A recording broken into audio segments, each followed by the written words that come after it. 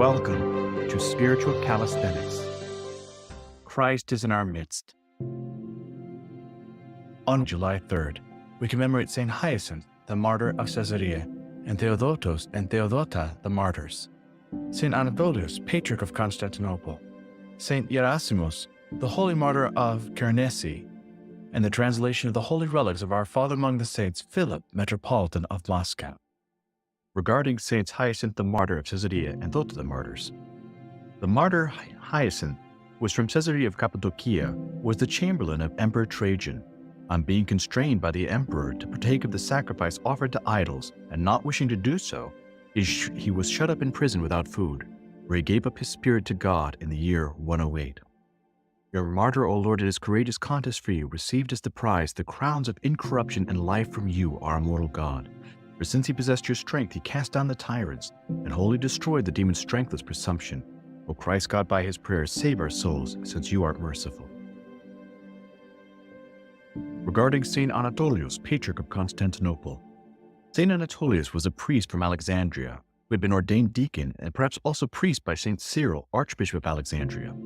In 449, at the Robber Council of Ephesus, Saint Cyril's infamous successor, the violent Dioscorus, unlawfully deposed Flavian, the Patriarch of Constantinople, an opponent of the Monophysite Eutyches.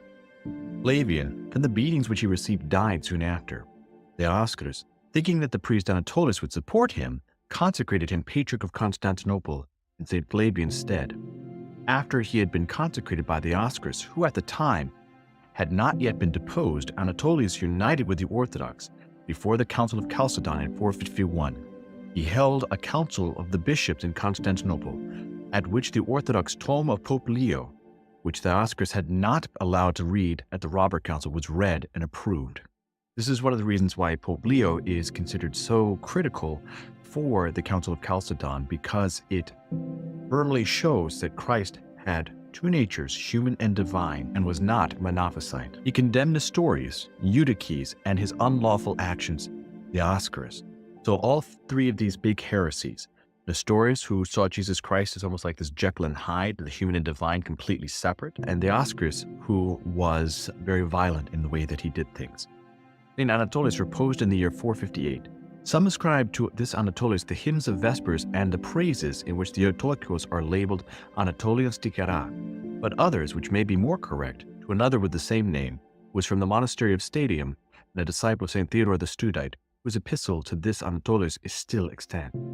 A model of faith and the image of gentleness, the example of your life has shown you forth to your sheepfold to be a master of temperance.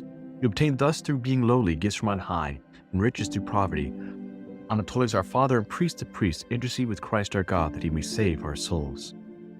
Because these heresies can be a little hard to understand, I wanted to bring a graphic in to show what some of these heresies are. So first we have the heresy of Arianism, in which it shows that God the Father is the only God and that Christ is a creature. This, of course, was condemned in the first council.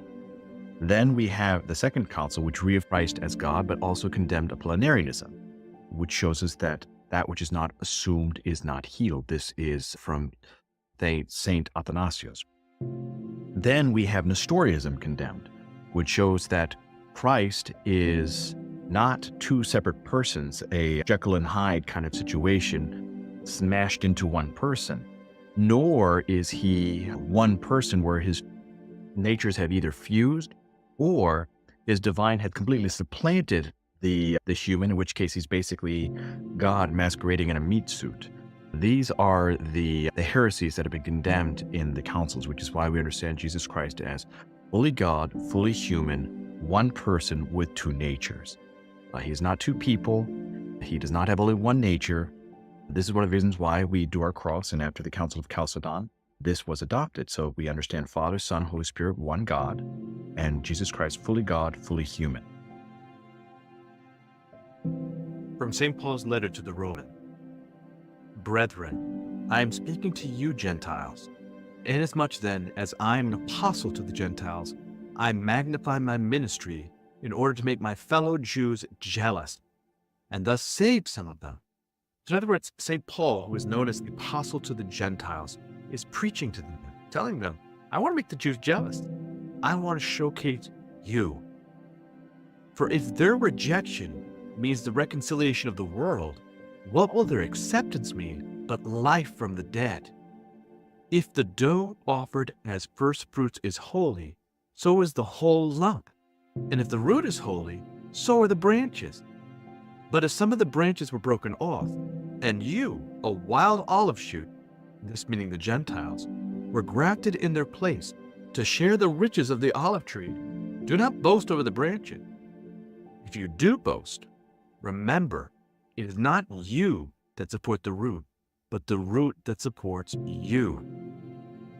You will say, branches were broken off so that I might be grafted in. It is true. They were broken off because of their unbelief, but you stand fast only through faith. So do not become proud, but stand in awe. For if God did not spare the natural branches, neither will he spare you. Note then the kindness and the severity of God. Severity toward those who have fallen, but God's kindness to you, provided you continue in his kindness. Otherwise, you too will be cut off. And even the others, if they do not persist in their unbelief, will be grafted in.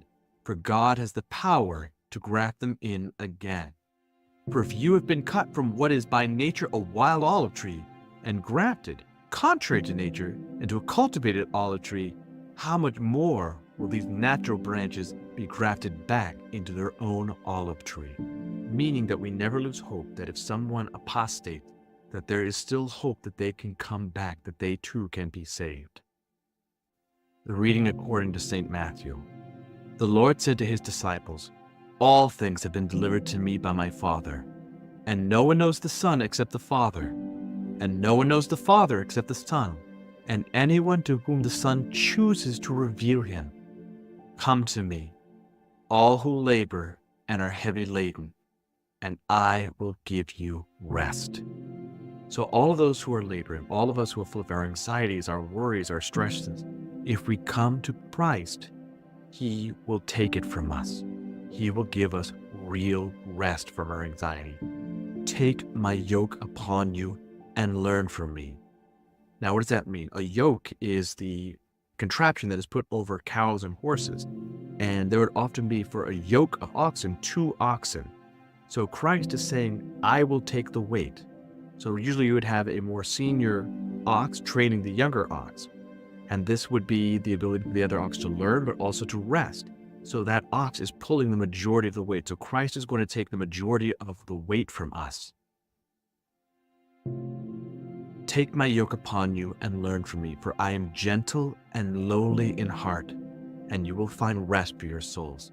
So this gentleness and lowly in heart, meaning prios, or meek, and meek meaning that he does not get moved either by his or being bullied by being insulted. Someone that is meek is not able to be controlled. Someone that is meek is able to move where he or she wills because they're not controlled by outside forces. And you will find rest for your souls.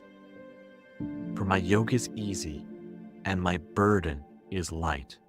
It's not that the weight of the world is not heavy, but because Christ is carrying 99% of it, we are able to move forward.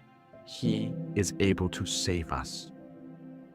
I hope that you've enjoyed today's Spiritual Calisthenics. Have a blessed and wonderful day.